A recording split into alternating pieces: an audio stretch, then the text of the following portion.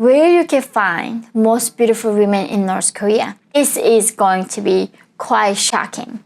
Great job. It's like it's better job than being a doctor. This is highly competitive and the most beautiful women competing to get. Hi guys, welcome to my channel.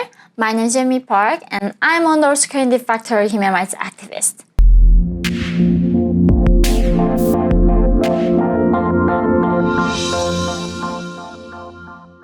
Today, I'm going to talk about something very interesting. So I hope you stay till the end of this video and find out why.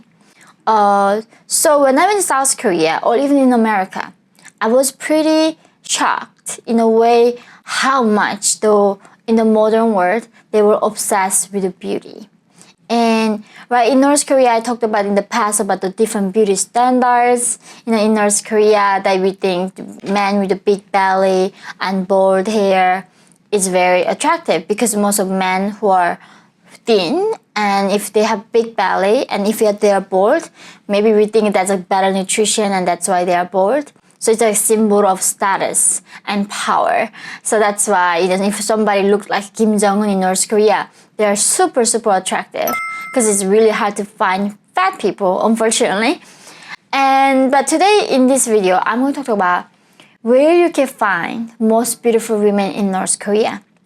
And why this is important is because I think you can really learn a lot about how twisted, how corrupt, how unbelievable the country is, that even showing where the most beautiful women, you can learn so much about this hermit kingdom. So the first place that you can find the most beautiful women in North Korea is obviously, guys, Pleasure Squad. You should know this by now.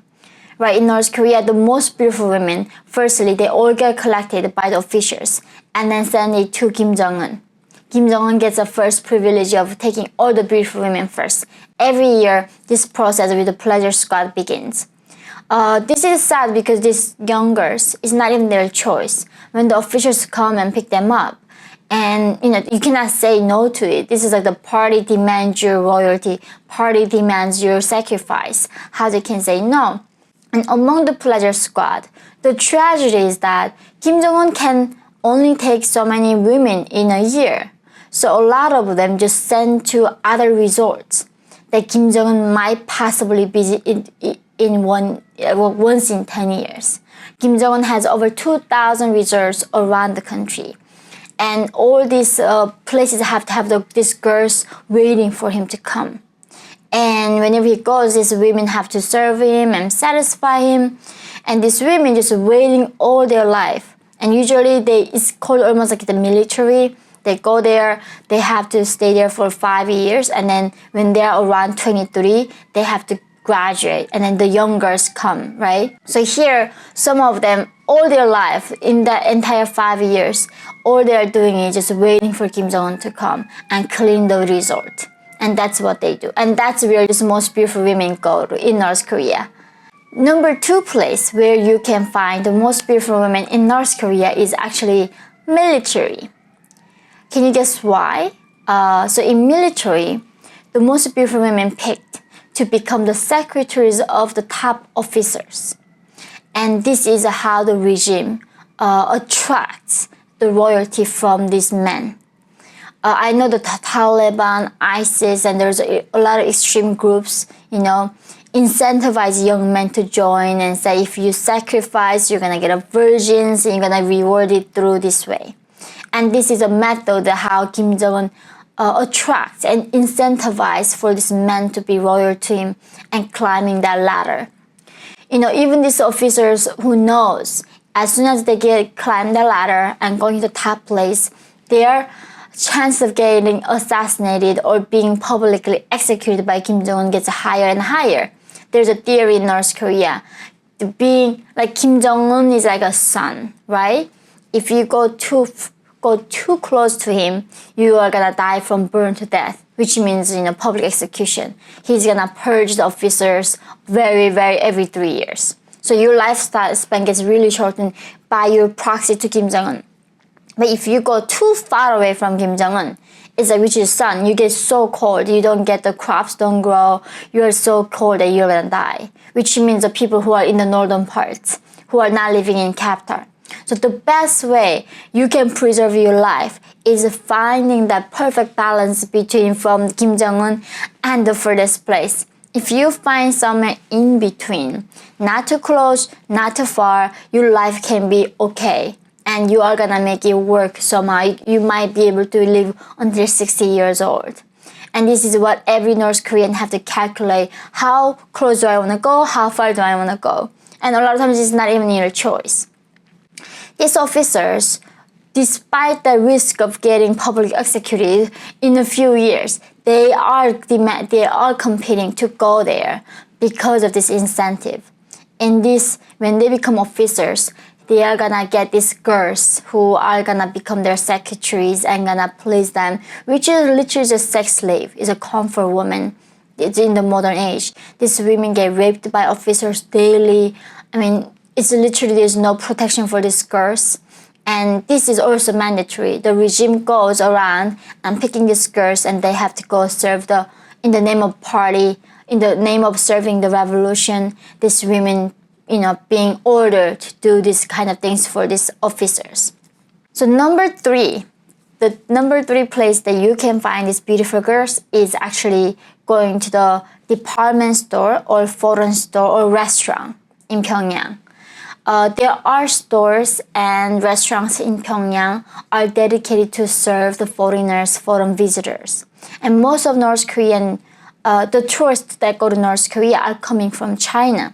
And then Western European countries, not as many as like the regime wants. So in these stores, they are only allowed to trade with the cash that is USD and Chinese yuan.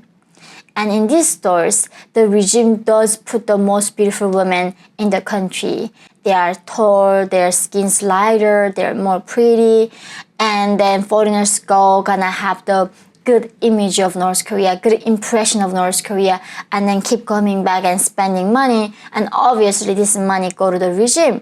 However, these girls also sometimes get tips secretly, and they do order to give the entire tip they receive and back to the regime, but sometimes they can hide a few dollars here and there. And this is a really highly desired job in North Korea, which means becoming a waitress and working in stacking those stuff in the store. In America, like, nobody's saying the coolest job is, serving in a restaurant. There's nothing wrong with that, but all I'm saying is you can see the difference here. And number 4, that is actually finally actresses of North Korea. You do assume why, right? Like, I came to America and seen these Hollywood stars. I mean, Julia Roberts, so many beautiful Hollywood stars here, and they're all actresses, right? The models. In North Korea, being an actress is actually a hard job because when you are being an actress, you don't get to serve Kim or the high officers. And second of all, you also don't get any money or compensation. Like, literally being actresses means working for the government propaganda in North Korea. Therefore, usually actresses are also in North Korea, not that many movies being made. Maximum 1 or 3 small movies being made in entire country. Like, that's a maximum. So your lifetime being an actress, being on the one movie is a really low chance. Therefore, that is why the very small percent of beautiful women go there, but this is also organized by the regime. They go around the schools and pick up the actresses, and they demand who play what role. It's not about the merit, but it is all about the state control. The last place you can find beautiful women in North Korea, this is going to be quite shocking. This is why I said to stay till the end of this video, which is gas stations. I know, like, you think what, right? Like, so in North Korea, 97% roads are not paved. Not that many cars. There's really no traffic. There's no traffic lights other than outside of Pyongyang. In our country, in North Korea, if you want to get a driver license, very vigorous process. You have to go to basic driving school entire year. And the end of that school, you need to know how to deassemble the car and then reassemble the whole thing back together. You really have to know the engine, assembly, entire mechanics of car. Then they're gonna give you the driver license. So only small percentage of people become the drivers in North Korea. So being a driver is a great job. It's like it's better job than being a doctor, being a medical doctor in North Korea. Actually, if this guy is a driver, he is like the most desired, the groom type for the women. And most of the drivers, like 90% of them are men. So for this competition to start, if the gas stations want to bring this men to them and get the gas in their gas station, they want using these beautiful women to attract the drivers. That's why the gas station ladies are one of the highest paying job in the country. They get 250 yuan a month that can actually afford a 4-people family entire month. Therefore, this is highly competitive and the most beautiful women competing to get working in the gas station and adding the gas and clean the car. This hurts my heart because these young, talented, beautiful girls could have become so many other things. But in a country that has no potential, has no future, deprived of so many opportunities from these individuals, all they can dream of is working at the gas station. And this is also where the public can get a sight of these beauties from the country. So a lot of people just go picking up the gas station and who is working there, and they're like almost like kind of stars. And these girls dreaming becoming a gas station workers even today right now in North Korea.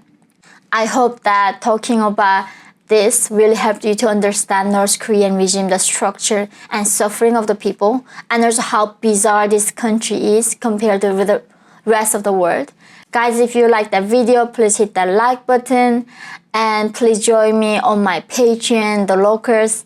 Your support really helps me to keep creating these contents and informing the public. I'm very grateful for you to watching this video till this end, and I look forward to seeing you in the next video. Love you and see you next time.